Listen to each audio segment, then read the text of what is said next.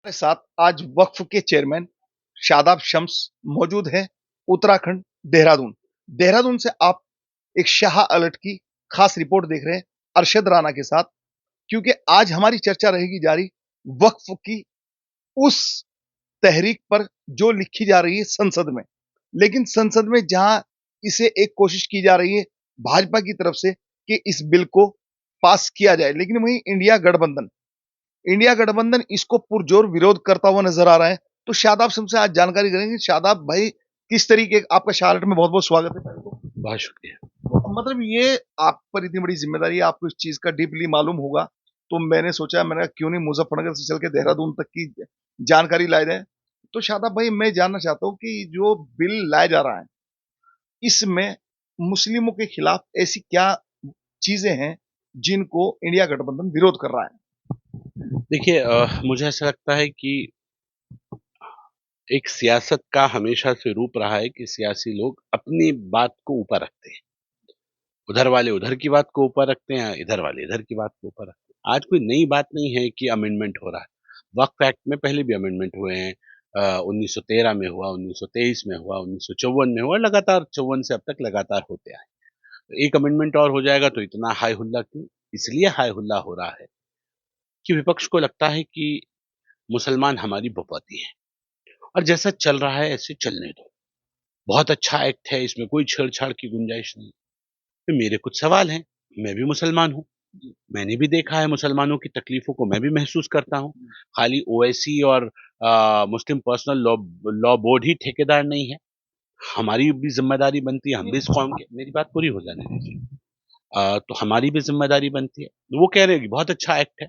अगर इतना अच्छा एक्ट है, तो जितना मैंने अपने बुजुर्गों से, अपने बड़ों से सुना है, तो वक्फ होता है, अमीर लोग अपनी प्रॉपर्टी को वक्फ करते हैं या लोग वक्फ करते हैं इसलिए कि अगर दुनिया में हमसे कोई गुनाह हो जाए, कोई पाप हो जाए, तो हमारे मरने के बाद जो गरीब, मिस्कीन, यतीम लोग हैं, उनको उसका फ़ायदा मिले और कम से कम अल्लाह की बारगाह में इनके इसकी सवाब से हमारे गुनाहों में कमी आ जाए और हमारे गुनाहों की बख्शिश हो जाए।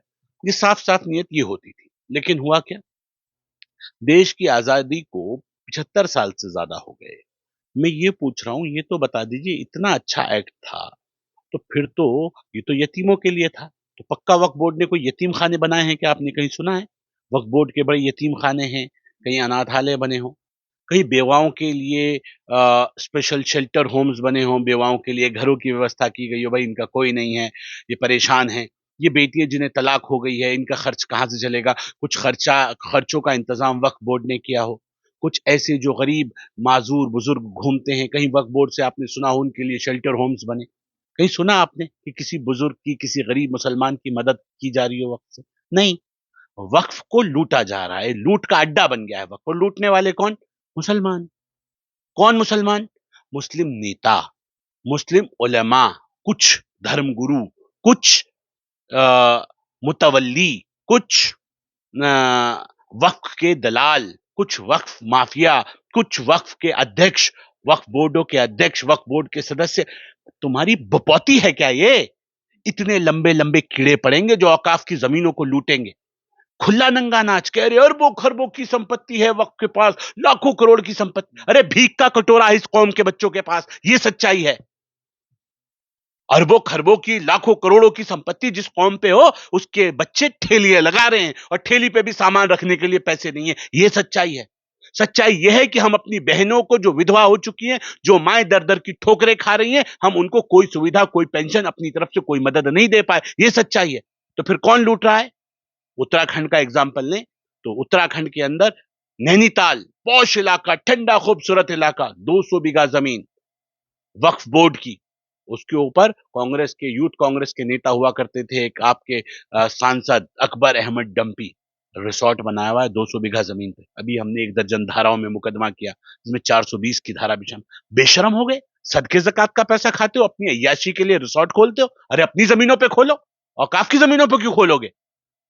दूसरा, अभी सईदुज्जमा आप ही के यहाँ से सांसद थे, उनका भी एक कब्जा था। खैर, हमने धारा 54 का नोटिस की कार्रवाई करते हुए उनसे वो कब्जा खाली कराया क्लियर के अंदर। खुद मुस्लिम धर्मगुरु जो अपने आप को ठेकेदार बनते हैं कि नहीं हम रहनुमा हैं कौम के, कलियर के अंदर सैकड़ों एकड़ जमीन दरगाह साबिर पाक की मौजूद थी। उस कलियर में जिनके जो सज्जादे हैं, अपने आप को सज्जादा कहते हैं, गद्दी नशीन है, उनके बड़े कहते थे हमारे बदन के कपड़े भी दरगाह साबिर पाक की अमानत है, कपड़े भी हमारे नहीं है। वो कह रहे हैं आज हम तो मालिक हैं इस दरगाह की प्रॉपर्टी के। और उन्होंने वक्फ बोर्ड के साथ सेटिंग गेटिंग की। वक्फ बोर्ड जानबूझ के केस हारता चला गया, वो बिना पैरवी किए वो जीतते चले गए और वक्फ की सारी जमीन उनके नाम पे दर्ज हो गई। आज बेच रहे हैं, खा रहे हैं, लूट मची है, कोई कहने वाला नहीं। उनके खिलाफ कोई बोलता है तो कहते हैं हाँ, मुस्लिम धर्मगुरु हैं, इनके खिलाफ नहीं बोलते, हमारे उलमा हैं, हमारे इनके खिलाफ मत बोलिए। भाई एक बात बताओ, सच ना बोलें, कह रहे हो ईमान वाले हो, ईमान वाले नहीं है अगर सच नहीं बोल सकते। सच बोलना पड़ेगा और सच सुनना पड़ेगा मुसलमानों को। ये नहीं चलेगा कि आप लुटने दें, लुटवाने दें औकाफ की प्रॉपर्टियों को और कहें नहीं ये कहां है औकाफ की प्रॉपर्टियां, किसके पास, भूमाफियाओं के पास, वक्फ माफियाओं के पास। वक्फ बोर्ड की सच्चाई, कड़वी काली सच्चाई ये है, वक्फ बोर्ड पैसे लेके केस हारता है। हमारे मुतवल्ली खुद केस हारते हैं पैसे ले लेके। आप जांच कराओ ना। मैं भी माननीय केंद्रीय मंत्री करण रिजिजू जी से मिला, रिजिजू जी से वहां दिल्ली गया मैं, और मैंने वहां उनसे कहा कि मैं वक्फ बोर्ड का अध्यक्ष हूं, पिछले 2 साल से वक्फ बोर्ड को समझने की कोशिश कर रहा हूं, लेकिन इतना समझ में आया भ्रष्टाचार का सबसे बड़ा अड्डा वक्फ बोर्ड है। और इसलिए मैं ये कह रहा हूं, देश की आजादी से लेकर आज तक जब मैं आपके चैनल पे बोल रहा हूं, तब तक जितने वक्फ बोर्ड देश के अंदर हैं, प्रदेशों में जितने वक्फ बोर्ड, सबकी सीबीआई इंक्वायरी कराओ और इन लकड़ बग्गों को सबको जेल में डालो। जो जमीनें वक्फ की खुर्द-बुर्द गई हुई हैं, इनको सबको वापसी कराओ, इंक्लूडिंग शादाब शम्स। मेरी भी कार्यकाल की जांच हो, इसमें क्या बुराई है? औकाफ का पैसा जिसने खाया होगा, उसको तो अल्लाह की बारगाह में भी सजा मिलेगी, वहां भी सजा मिलेगी, तो यहां भी मिल जाएगी, तो क्या बुराई है? हम ये कह रहे हैं कि सच का साथ तो दो। क्या किस बात का मातम कर रहे हैं? आप जितने चिल्ला रहे हैं ना, ये सब के सब वक्फ की संपत्तियों पे कब्जेदार हैं कहीं ना कहीं, जो बड़ा आपा पीट रहे हैं। ऐसा कौन सा दर्द भाई? वक्फ का इतना दर्द था तो मैं ये पूछ रहा हूं, बताओ ना, अच्छे स्कूल, अच्छे अस्पताल कहां हैं वक्फ के? किसके लिए ये अरबों खरबों की संपत्ति? इसका फायदा किसे हो रहा है? सिर्फ चंद लोगों को। तो चंद मुतवल्ली, चंद चोर, चंद वो नेताओं के छुटभइये, सबके सब मिल बांट के खाते रहो, कोई कहने सुनने वाला ना हो कहां जा रही है कौम। अरे किसी गरीब की मदद करो। किस लिए बनाया? मेरे नबी ने फरमाया था, जब वक्फ का सिलसिला शुरू किया, एक बाग लिया और बाग से कहा इससे जो आमदनी होगी वो गरीबों की मदद में काम है। कर रहा है वक्फ बोर्ड किसी गरीब की मदद? कहीं अच्छे इलाज के लिए, गरीबों के अच्छे इलाज के लिए अस्पताल बनाए हों, कहीं मुसाफिर खाने बनाए हों, बता दो क्या है? सिर्फ पैसे दो, कमेटी बनवाओ, जाओ और लूटते रहो। मेंबर लूटे, अध्यक्ष लूटे, वक्फ बोर्ड के कर्मचारी लूटे, तो जिसे मौका मिले लूट लो। मलाईदार पद है, सब मिल बांट के खाते हैं, कोई बात। कौम को कौन पूछ रहा है? ये तो डराने के लिए है। अल्लाह से डरने वाली कौम आज किससे डर रही है? बीजेपी खा जाएगी, बीजेपी लूट लेगी। अरे इन्हें क्या, कौन लूटेगा? मिट्टी में मिला दे कि जुदा हो नहीं सकता। अब इससे ज्यादा तो मैं तेरा हो नहीं सकता। अब कहां मिलाओगे?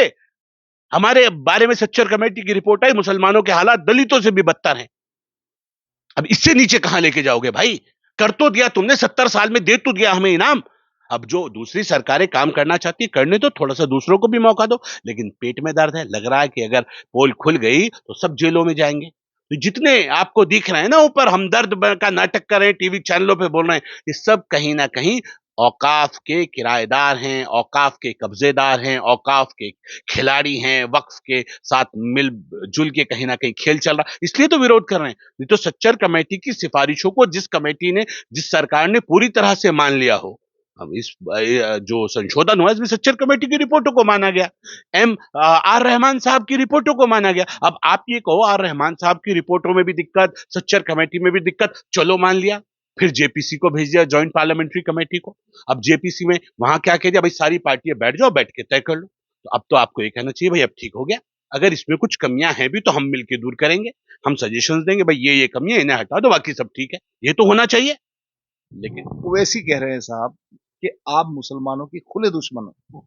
हाँ तो वो है ना, संसद में कही है, ऐसा है ना, वो ठेकेदार है ना मुसलमानों के, उनके यहाँ जाइए ना, जरा मुसलमानों से पूछिए ना जो उनके साथ रहते हैं, उनके ऊपर कितना जुल्म हुआ। ओवैसी साहब के पास कितनी वक्फ की जमीन है, वो आ गया ना, जावेद साहब ने फेसबुक पे डाला हुआ है कि हजारों करोड़ की जमीन कैसे औकाफ की जमीन ओवैसी के पास है। तो वो तो दिक्कत ये है, हम थोड़ी कह रहे हैं, उन्हीं के लोग आरोप लगा रहे हैं।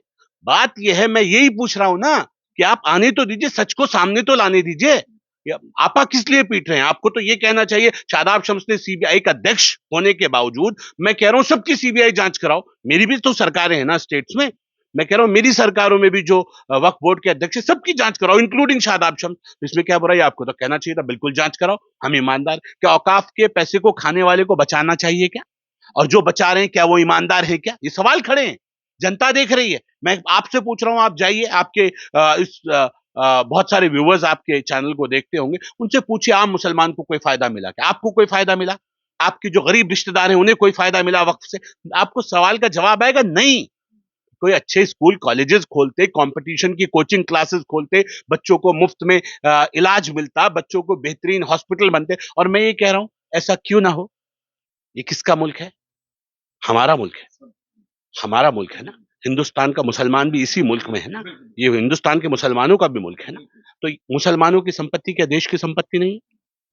देश की सरहद पे देश के लिए लड़ने वाला एक आदमी शहीद हो जाता है, वो हिंदू है या मुसलमान, किसी भी जात का है, वो शहीद है हमारा, हमारे लिए लड़ा, हमारे लिए उसने अपने बीवी बच्चों को अनाथ कर दिया। तो हमारा फर्ज नहीं बनता कि हम उसकी मदद करें, उस परिवार की जिसने अपने बच्चे को खोया? हम भी कहें वक्फ के पास इतनी संपत्ति है, चलो वक्फ बोर्ड भी कहता है कि हम आपको गिफ्ट के रूप में उस परिवार को हम भी लीज करेंगे 30 साल की, हमारी तरफ से भी आपको तोहफा है। कर सकते हैं क्या? नहीं, वो एक्ट में सुनिए, एक्ट में प्रावधान नहीं है, आप दे नहीं सकते। क्यों नहीं दे सकते? क्यों इन प्रॉपर्टीज के ऊपर अच्छे स्कूल नहीं बन सकते जो सबके काम आए? क्यों अच्छे कॉलेजेस नहीं बन सकते जो सबके काम आए? क्यों अच्छे इंस्टीट्यूशंस नहीं बन सकते, यूनिवर्सिटीज नहीं बन सकती? हजारों एकड़ जमीन हमारे पास, किया क्या 70 सालों में? सिर्फ इतना सवाल मेरा है, कुछ भी नहीं कह रहा हूं मैं। आप मैं ये बताइए ना, कौन चंद लोग बैठे हुए हैं, वो अस्सलाम वालेकुम, बहुत बड़ी शरीयत के मानने वाले हैं। शरीयत क्या कहती है? शरीयत ये कह रही है अल्लाह के नाम पर लिए गए पैसे से खरीदी गई जमीन शरन वक्फ होगी। ये प्राइवेट मदरसे कैसे चल रहे हैं? अपने नाम पे कैसे खेल कर रहे हो आप? आपने वक्फ क्यों नहीं कराया? क्योंकि उनको लगता है वक्फ चोर है। मानो ना चोर है वक्फ, और आप उसकी आड़ में बचा कुचा खेल आप लोग शुरू कर दे। नहीं चलेगा स्टैंडर्ड। मुसलमानों को सच के साथ खड़ा होना पड़ेगा, नहीं होंगे तो हालात बद से बदतर हो जाएंगे। कभी तो सच बोलो भाई। मोमिन वो मोमिन वो जो हक बोले, हक पे चले, अनल हक की आवाज निकाले। हक बोलने के लिए कोई तैयार नहीं, कह रहे हम मुसलमान हैं। झूठे मुसलमान हो, सिर्फ पॉलिटिकल मुसलमानों। आपको विरोध करना है, अगर बीजेपी अच्छा काम भी करेगी तो आप विरोध करोगे। डॉक्टर एपीजे अब्दुल कलाम को बीजेपी ने राष्ट्रपति बनाया, आपने आके हटा दिया। आप तो विरोध, आपका काम ये है, और कोई कहने वाला नहीं। आपको विरोध करना है, बीजेपी जो करेगी उसका विरोध करेंगे, इतनी सी बात है। हम सिर्फ और सिर्फ इतना कह रहे हैं, अगर एक्ट में जेपीसी को भेज दिया ना, अगर उसमें कुछ कमियां हैं तो आप संशोधन करके सामने रखिए, भाई ये कमियां थी, देखो हमने इसमें ये चेंजेस किए, आओ भाई मिलके एक बढ़िया कानून बनाते हैं। जो अंतिम छोर पे मुसलमान खड़ा है आज, दबा कुचला, जिसके पास खाने के लिए नहीं है, जिसके पास अच्छे घर नहीं है, सरकार के साथ मिलके कहते हैं इस जमीन को डेवलप करो, सरकार मुसलमानों को इन जमीनों पे घर बना के दो जो बेघर। और मैं ये कह रहा हूं, मुसलमान ही क्यों, बाकी लोगों को भी, जो दूसरे लोग हैं जो जरूरतमंद हैं, अच्छे हॉस्पिटल बनाओ कि उनको भी उसमें फ्री में इलाज मिले। ऐसे कॉलेजेस बनाओ जो गरीब बच्चे हैं उसमें मुसलमानों के बच्चों के साथ साथ बाकी लोग भी पढ़ सके। इस तरह के माहौल के साथ देश में चलना पड़ेगा कि मुसलमान सिर्फ देश में लेने के लिए है, दे दो दे दो दे दो, और ले अपने आप आपको कहा जाए कि आप दे दो, नहीं हमारे पास, हम अपनी नहीं देंगे, वक्फ बोर्ड तो हमारा। ये क्या बात हुई? क्या आप देश में नहीं रह रहे? क्या देश को बढ़ाने की जिम्मेदारी आपकी नहीं है? आपको ईमानदार बनना पड़ेगा। ये मुल्क हमारा है, तो मुल्क के लिए तो आदमी कहता है कि मैं तो सब कुछ जान दे दूंगा अपने मुल्क के लिए, तो माल नहीं दे पा रहे। ये कैसा मामला है? मेरे नबी ने फरमाया जिस मुल्क में रहो उसके कवानीन को, उसके कानून को मानो, उसके कानून से मोहब्बत करो। मान रहा है? कर रहा है मोहब्बत? ना सरकारों पे यकीन, ना अदालतों पे यकीन, ना किसी जुडिशरी सिस्टम पे यकीन, ना जिला अधिकारियों पे। अबे किस पे यकीन करोगे? बात करेंगे फिलिस्तीन के सगे भाई का हक मार के बैठे। ऐसे मत करो हरकतें। दुनिया देख रही है, और दुनिया देखे ना देखे, ऊपर वाला देख रहा है। एक दूसरे के ऊपर इल्जाम लगाना, कहना नहीं ये तो मुनाफिक हो गए, ये तो गलत लोग हैं, ये तो सही नहीं है। जब तुलेंगे अमल सबके मीजाने पर, तब खुलेगा कि खोटा खरा कौन है। वहां पता चलेगा सही और गलत का। यहाँ राजनीतिक पैंतरेबाजियों से नहीं चलेगा ना। अखिलेश यादव कह रहे हैं चेयरमैन साहब कि वक्फ की जो संपत्ति है वो केवल मुसलमानों की है, मुसलमानों की संपत्तियों में अदर का इंटरफेयर क्यों? नहीं, हम इंटरफेयर कहाँ कह रहे हैं? हम तो ये कह रहे हैं इंटरफेयर किसी का नहीं, लेकिन दिल बड़ा करो, कहीं जरूरत पड़ेगी तो हम देंगे, इस लेवल पे तो दो। अगर कोई आपसे कहे भाई आपका योगदान क्या, तो आपको अपना योगदान दिखाने के लिए तो आगे आना पड़ेगा। हम ये कह रहे हैं चैरिटी है, लेकिन ये थोड़ी मेरा है अपना तो दूंगा नहीं और तुमसे मांग लूंगा। भाई हमारे पास कब्रिस्तान नहीं है, सरकार हमें कब्रिस्तान दे दे। अरे कब्रिस्तान दे दिया, उन्होंने कहा अब ये वक्फ हो गया। ये क्या बात हुई? अपने कब्रिस्तानों को कब्जा लो, उसके ऊपर अपने घर बना लो और सरकारों से कब्रिस्तान मांग लो। ये तो नाइंसाफी हुई, ये तो गलत है। और जो शरीयत इस्लाम जो कह रहा है वो पूरे इस्लाम को बोलो, अधूरा इस्लाम मत बताओ। जिस जमीन पे डिस्प्यूट होगा वहां मस्जिद नहीं तामीर की जा सकती। अगर तामीर कर भी दी तो उसमें नमाज अदा नहीं की जा सकती। नमाज अदा भी करोगे तो उसका सवाब नहीं मिलेगा। इस्लाम तो ये भी है। मान रहे हैं क्या? तो मानना तो पूरा पड़ेगा। हम ये कह रहे हैं सच पे आओ। अखिलेश क्या कह रहे हैं? अगर आप दीन की बात कर रहे हैं, मुसलमान की बात कर रहे हैं, तो अखिलेश और दूसरे जी क्या कह रहे हैं छोड़ दिए, सब तुष्टीकरण की राजनीति कर रहे हैं। हम ये कह रहे हैं ना मैं ना आप। रहनुमाई उत्तर प्रदेश में क्योंकि मुस्लिम समाज ने हर सीट पर 10 से 11 लाख वोट दे रखा है इंडिया गठबंधन को, तो रहनुमाई करने के लिए उनको तो आगे आना पड़ेगा। मैं कह रहा हूँ अच्छी बात है। मैं तो अखिलेश जी से भी निवेदन कर रहा हूँ, वैसी जी से भी निवेदन कर रहा हूँ, जो जेपीसी में इमरान मसूद हैं या बाकी लोग हैं, सबसे गुजारिश कर रहा हूँ। हमारी मुजफ्फरनगर की एक सांसद हैं इकरा हसन, उनसे भी गुजारिश कर रहा हूं। मैं आपके चैनल के माध्यम से गुजारिश कर रहा हूं कि भाई जो हक है, सिर्फ विरोध के लिए विरोध मत करो। हालात मुसलमानों के बद से बदतर हैं, आपको भी खुदा को जान देनी है, सच पे आइए। जो कमियां हैं उन कमियों को दूर करते हुए उसमें उसे आगे लाइए ना। ये मौका मिला है आपको, आपको कुछ करने का मौका मिला है। आप आगे आइए, कहिए भाई हम इस लाइन के ऊपर आगे चलेंगे। और देश के अंदर जितने डिस्प्यूट्स हैं सबको बैठ के सॉर्ट आउट करो। मेरा मुल्क है, हम आपस में क्यों लड़ें? हमें आपस में बैठ के, अगर आप प्यार और मोहब्बत से नहीं चलेंगे तो हर कंकर के नीचे शंकर निकलेंगे, फिर दिक्कतें आएंगी। इसलिए मेरा मानना है डिस्प्यूट्स को डिसॉल्व करना चाहिए। बैठ के चीजों को, हम हिंदुस्तान के लोग हैं, आपस में बैठ के चीजों को सही करो। जिंदगी बहुत छोटी सी है कि 70 साल इंतजार कर लिया और कितना इंतजार कराओगे? हमारे बच्चों को नस्लें, अनपढ़ नस्लें निकल रही हैं, उनके लिए अच्छे स्कूल कॉलेजेस बने, अच्छे हॉस्पिटल्स बने, देश आगे बढ़ रहा है, हमारा भी योगदान उसमें बढ़ते हुए हो, मिलके बेहतर लाइन पे आगे चलें। मैं कह रहा हूँ किसी की बुराई नहीं कर रहे हैं, सबकी जिम्मेदारी बनती है। चलो जिस कम्युनिटी वोट देती है उनके रिप्रेजेंटेटिव हैं, अच्छी बात है, हम ये कह रहे हैं, लेकिन रिप्रेजेंटेटिव्स को सोचना चाहिए कम्युनिटी गुमराह ना हो, किसी की बातों में नहीं आना है। उत्तर प्रदेश में चेयरमैन साहब पूर्व कैबिनेट मिनिस्टर रहे हैं और बड़े पदों पर रहे हैं। नसीमुद्दीन सिद्दीकी कांग्रेस के नेता हैं। कल मैंने उनका इंटरव्यू किया, उनका ये कहना है कि जिस तरीके से मतलब वक्फ की संपत्तियों पर सरकार इंटरफेयर करना चाहती है, मेरी जमीन मैंने अपने लोगों के लिए वक्फ की, सरकार का क्या मीनिंग बनता है? अगर सरकार का मीनिंग बनता है तो ये बनता है जो आप भी कह रहे हैं शादाब भाई, वही उन्होंने कहा। अगर मीनिंग बनता है तो ये बनता है कि सरकार अगर अवैध तरीके से काबिज है कोई वक्फ की संपत्तियों पर, तो मुस्लिमों की अगर हितैषी है तो उन कब्जों को खाली कराएं, वक्फ की संपत्तियों पर काम कराएं, लेकिन इंटरफेयर सरकार का ना होना चाहिए क्योंकि ये संपत्ति अपनी निजी है।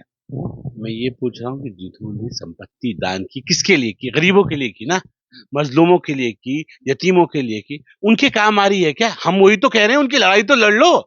लड़ कहाँ रहे हो आप तो बीजेपी से लड़ रहे हो, सरकारों से लड़ रहे हो आप। वो जो जिस मकसद के लिए वो प्रॉपर्टी दान की गई थी, वक्फ की गई थी, उस वाकिफ की नीयत तो ये थी कि गरीबों को इसका फायदा मिलेगा। मिल रहा है क्या गरीबों को फायदा? तो वाकिफ की नीयत तो ज़ेर हो गई।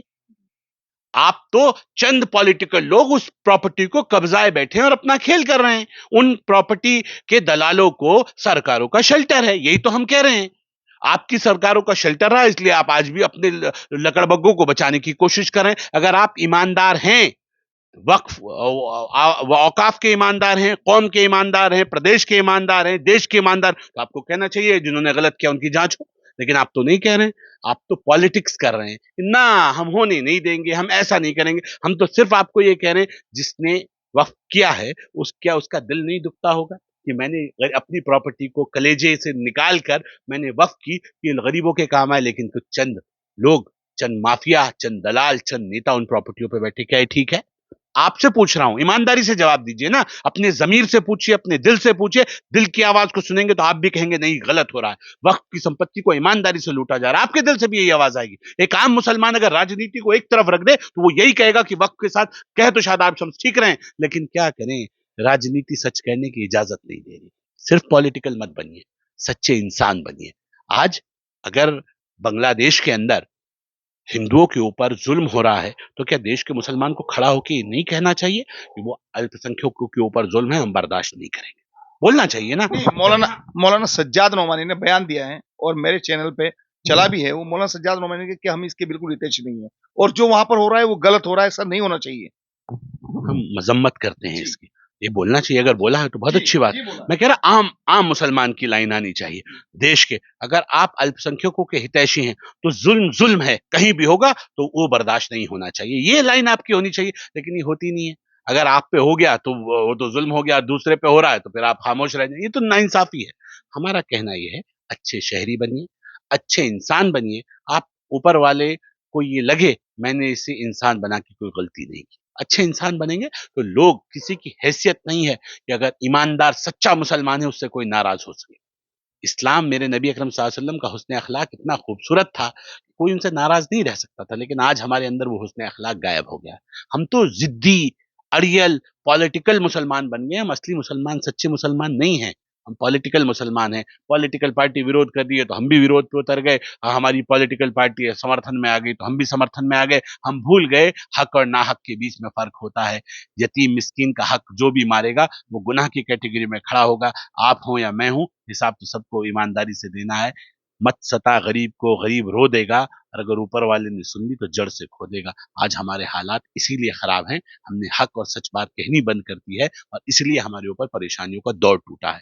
लोग कहते हैं कि हालात खराब हैं, हालात खराब हुए हैं, किए गए हैं, उसकी जिम्मेदार हम खुद हैं। आवाम को जागना पड़ेगा, सच के साथ खड़ा होना पड़ेगा। सच का साथ देंगे तो गंदगी अपने आप साफ हो जाएगी। शादाब भाई, एक इसमें जो कानून में एक चीज लाई जा रही है, थोड़ा सा उसके बारे में आपको सही जानकारी होगी। मतलब जैसे कि 12 साल से जो काबिज है वक्फ की प्रॉपर्टी पर, कुछ इस कानून में इस तरीके की बात है कि वो उसी की प्रॉपर्टी हो जाएगी। क्या ऐसा है? झूठ बोल रहे हैं लोग, झूठ बोल रहे हैं लोग। मैं ये कह रहा हूँ, क्या है सही? मैं ये बोल रहा हूँ कि 2-3 प्रश्न उन्होंने उठाए। एक पहला प्रश्न उन्होंने उठाया कि जिलाधिकारी को ज्यादा पावर दी जा रही है। ये बड़ी बात कही। जिलाधिकारी को आप जिम्मेदारी दे देंगे और जिलाधिकारी सरकार के अधीन होता है तो वो तो सरकार के हिसाब से चलेगा, हमारी वक्फ संपत्तियों को अलग कर देगा खुद। न्यायपालिका, भाई आप बताइए, आज आज का जो मौजूदा कानून है इसमें बिल्कुल साफ है कि जो जिलाधिकारी होता है वो वक्त का उपायुक्त होता है जिले का। आज भी तो उपायुक्त होता है। अगर वो उपायुक्त से आयुक्त हो जाएगा तो क्या दिक्कत है? आप कह रहे हो कि नहीं वो कमिश्नर नहीं, वो उप कमिश्नर तक ठीक है वो। और हम ये कह रहे कि जो कमिश्नर होता है, कमिश्नर सरकार से बाहर होता है। सरकार चाहे कमिश्नर से तो भी करा सकती है, फिर क्या दिक्कत आ रही है?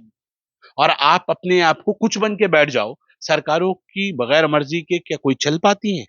ये औकाफ चल पाते हैं? तभी तो हमने कहा जो वक्फ में लूट हुई वो सरकारों की मर्जी से हुई।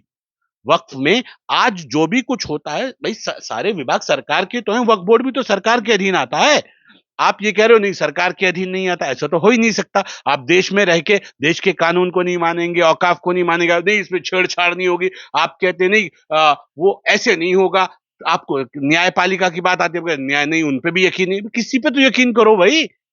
आपकी अपनी जमीन, पर्सनल जमीन के ऊपर अगर कोई घर में घुस जाता है तो जांच कौन करता है? पटवारी से बोलते हैं, कानून को से बोलते हैं, तहसीलदार को कहा जाता है। एक सिस्टम है, वही रेवेन्यू सिस्टम में जांच होती है, आपके नाम जो होती है प्रॉपर्टी दर्ज हो जाती है। ईमानदारी से होती है कि नहीं होती है? बाप दादा की प्रॉपर्टी खसरा खतौनियों में ईमानदारी से दर्ज होती है देश में कि नहीं होती है? अगर वहां होती है तो यहां बेईमानी कैसे हो जाएगी? विपक्ष आरोप लगा रहा है कि विपक्ष का डीएम डीएम का अगर इंटरफेयर होगा, जिलाधिकारी का इंटरफेयर होगा, तो जिलाधिकारी तो सरकार के इशारे पर काम करता है। आज किसका इंटरफेयर है? आज भी तो जिलाधिकारी ही है। इस कानून के हिसाब से भी तो जिलाधिकारी, मैंने फिर बता रहा हूं, वक्फ का उपायुक्त होता है। आप कह रहे हो अगर तुम वाइस प्रेसिडेंट हो तो ठीक है, प्रेसिडेंट होंगे तो गलत हो जाएगा। प्रेसिडेंट कौन कौन होता है? कमिश्नर होता है। आयुक्त कमिश्नर होता है। तो अगर आयुक्त कमिश्नर की जगह जिले के जिलाधिकारी को उपायुक्त की जगह आयुक्त बना देंगे तो उसमें कौन सी? झूठ बोल रहे हैं ना। मैं बार बार आपको यही बोल रहा हूं, गुमराह कर रहे हैं, क्योंकि हम चाहते नहीं हैं कि कुछ अच्छा हो जाए, इसलिए गुमराह करने की कोशिश कर रहे हैं। मेरा सिर्फ कहना यह है कि गुमराह मत कीजिए। औकाफ का एक एक प्रॉपर्टी क्यों दर्ज नहीं होनी चाहिए रेवेन्यू रिकॉर्ड में? कल को रेवेन्यू रिकॉर्ड में आपके कागजों की वैल्यू क्या है? आपके पास रिकॉर्ड है और रेवेन्यू रिकॉर्ड में दर्ज नहीं है तो आप मालिक हो जाएंगे प्रॉपर्टी के? रजिस्ट्री तो घंटा घर की करा लो, अगर रिकॉर्ड में दर्ज नहीं है रेवेन्यू रिकॉर्ड में तो आप मालिक नहीं कहलाएंगे। वही हाल मुसलमानों का हो रहा है कि जो प्रॉपर्टी हैं जो साफ प्रॉपर्टी, साफ सुथरी प्रॉपर्टी, पहले उन्हें तो अपने नाम पे दर्ज कराओ। लाखों प्रॉपर्टी पड़ी हुई, उन्हें दर्ज कराओ।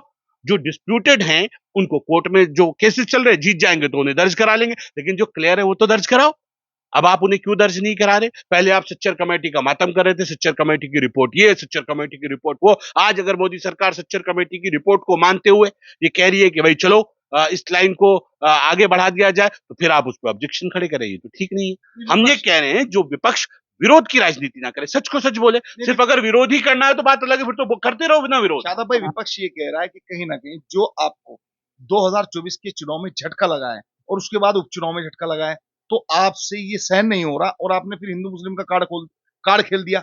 वक्फ पर एक मुस्लिम को टारगेट किया जा रहा है सिर्फ हिंदुओं को खुश करने के लिए, सीधा सीधा ये कह रहा है। मतलब मुझे लग रहा है झटका जो सत्ता में आता है उसे झटका लगता है, जो हार जाता है उसे झटका लगता है। मतलब आप कह रहे हारे हुए वाले तो बड़े खुश हैं और जीतने वाले को झटका लग गया। अरे हम तो पिछले तीसरी बार सरकार बनी है, हमें झटका लगेगा? 3 बार से झटके तुम्हें लग रहे हैं। सरकार प्रदेश में हमारी, देश में हमारी, हमें झटके लग रहे हैं और वो खुश हैं। वाह, गिरे तो गिरे टांग ऊपर, ये बढ़िया मामला आ गया। ये झूठ का माहौल बनाया हुआ है और अपने माहौल में अपने आप खुश हो रहे हैं, अपने लिए खुद तालियां बजा रहे हैं। चिंता मत कीजिए, ये देश का मुसलमान धीरे धीरे यही चुंगल में रह गया है बस। ये भी धीरे धीरे जो करतूतें चल रही हैं वो भी चुंगलों से बाहर निकलेगा, उसके भी समझ में आ रहा है कि हाँ एक कर खेल क्या चल रहा है। अगर देश का मुसलमान ईमानदारी से साथ आ गया, मैं वादा कर रहा हूं आपसे, ये जितनी राजनीति पार्टियां राजनीति कर रही हैं ना, अगर 20 से 25% मुसलमान बीजेपी के साथ आ गया, इस देश के मुसलमानों की तस्वीर और तकदीर बदल देगी बीजेपी। इतनी ईमानदार है। पॉलिटिक्स में तेरा और मेरा, वो ये और वो नहीं होता, तेरा और मेरा होता है। जो मेरा है वो मेरा है। पॉलिटिक्स में हिस्सेदारी मुसलमान को कहां दे रही है? आप एक बात बताइए, कैसी हिस्सेदारी दें? राष्ट्रपति एपीजे अब्दुल कलाम को हमने बनाया, कैसी हिस्सेदारी चाहिए? कैबिनेट मंत्री बनाए। आज मुसलमान से पूछ तो लो, ये कौम इतनी डरपोक और कमजोर कौम हो गई है। भाई तुम बीजेपी के नाम पे वोट ही नहीं दोगे, अपने लोगों को नेता नहीं मानोगे, तो वो तुम्हारी लीडरशिप को एक्सेप्ट कैसे करेंगे? वोट तो दोगे तुम जाके समाजवादी पार्टी को, वोट दोगे कांग्रेस को, तो शादाब शम्स को लीडर क्यों मानेंगे? टिकट तब देंगे जब उन्हें लगेगा शादाब शम्स को टिकट दिया जाए तो मुसलमान इन्हें भी ना, भाई मुसल बीजेपी को वोट मत देना।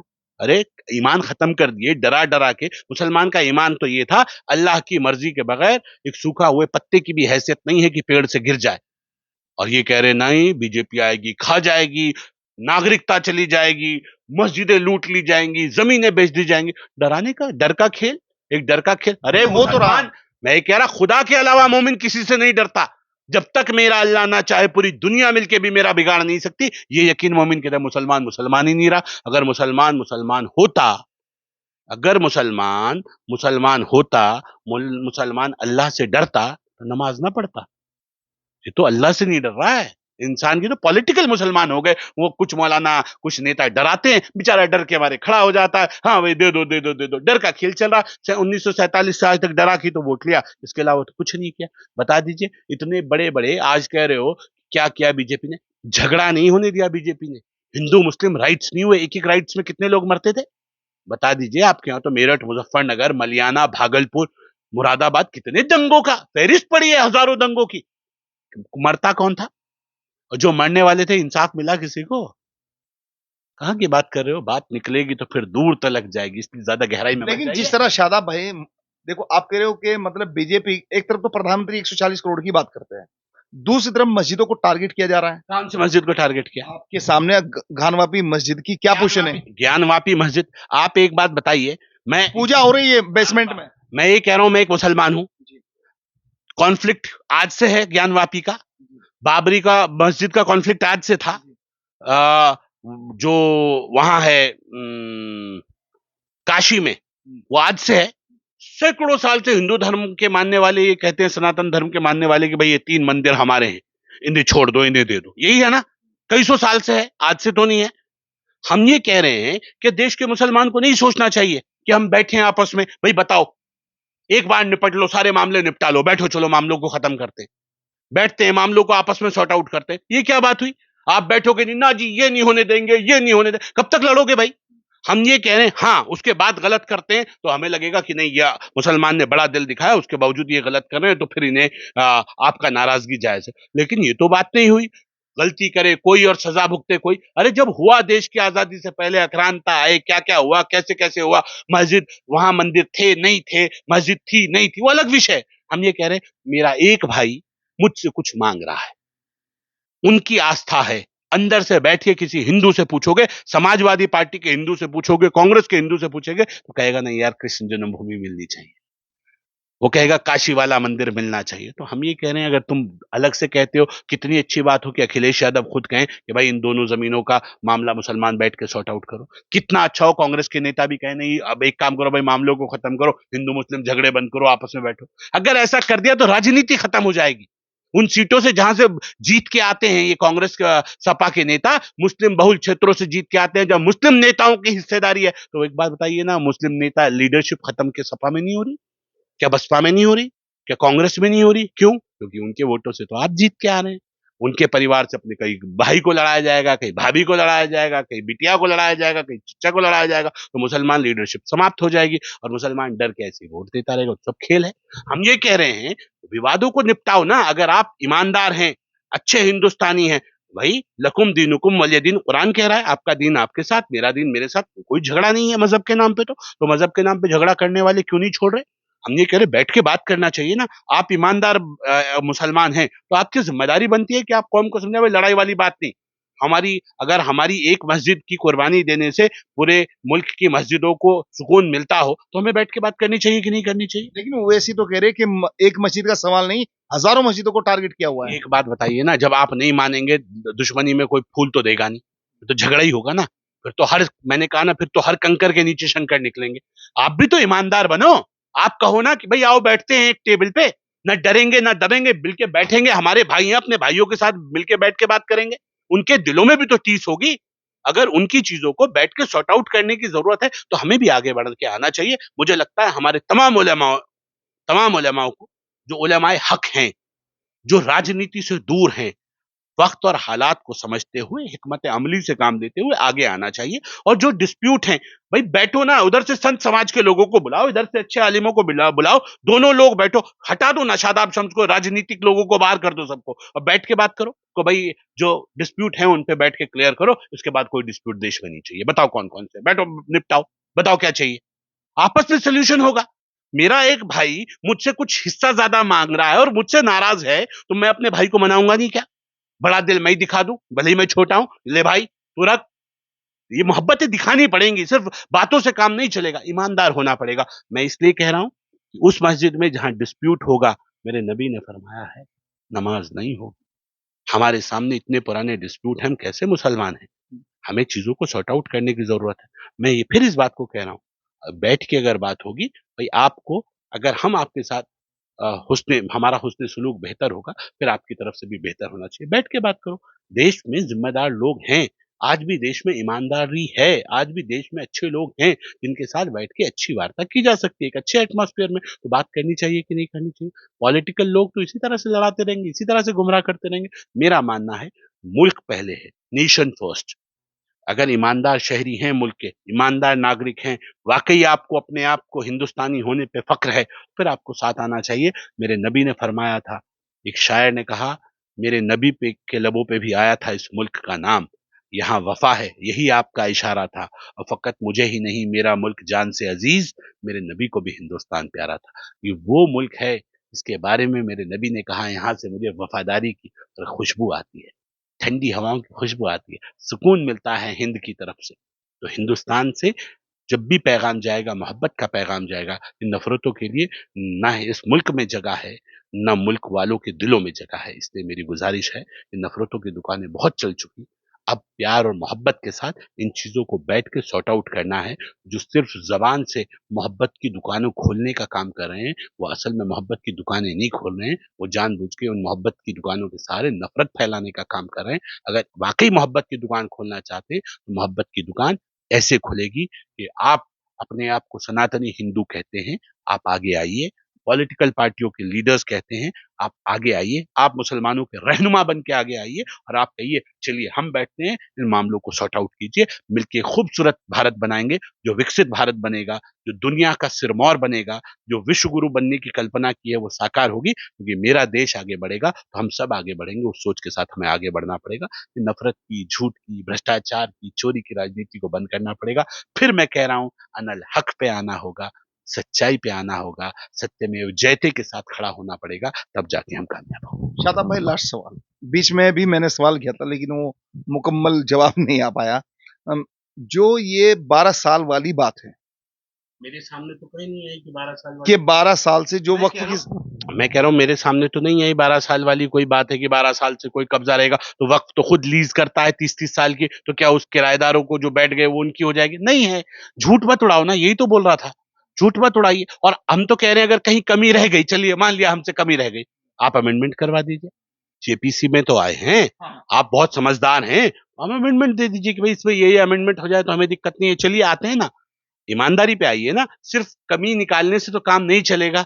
आपने कह दिया नहीं मेरी जो बहू है ना, ये खाने में खाना सही नहीं बनाती। अब उसने खाना अच्छा बना दिया, यार इसका नमक तेज है इसके हाथ में, अच्छा चलो नमक हल्का कर दिया, नहीं इसका खाने को तो छोड़ दो, ये कपड़े सही से नहीं पहनती, अब कपड़े सही कर दिए, उसने कहा ये बात सही से नहीं करती, ये मीठी बोली मीठी नहीं। अरे असल में तुझे बहू पसंद ही नहीं है, कहानी क्यों बता रहा है इधर उधर की। हम सिर्फ इतनी बात कह रहे हैं, ये कहानी मत बताइए। कमी है तो कमी को प्यार से समझा के दूर किया जा सकता है। सरकार ने अपने हिस्से की ईमानदारी दिखाई और जेपीसी को भेज दिया। आप अगर अपने हिस्से की ईमानदारी दिखा सकते हैं तो बात कीजिए, और नहीं दिखा सकते तो आवाम देख रही है, आप भ्रष्टाचारियों के साथ खड़े हैं, आपकी मिलीभगत से भ्रष्टाचार हो रहा है, औकाफ लूट रहे हैं। हम ये मानेंगे अगर आप साथ ना आए कि आप मिलकर औकाफ को लुटवा रहे हैं। हमारे साथ शादाब शम्स से जितनी उम्मीदें थी वक्फ के बारे में जानकारी करने की, आज उससे ज्यादा कहीं चर्चा शाह अलर्ट में शादाब शम्स से जारी रही। आगे भी चर्चा जारी रहेगी। आप देख रहे हैं उत्तराखंड से देहरादून अरशद राणा की कैमरामैन समीर मलिक के साथ एक खास रिपोर्ट।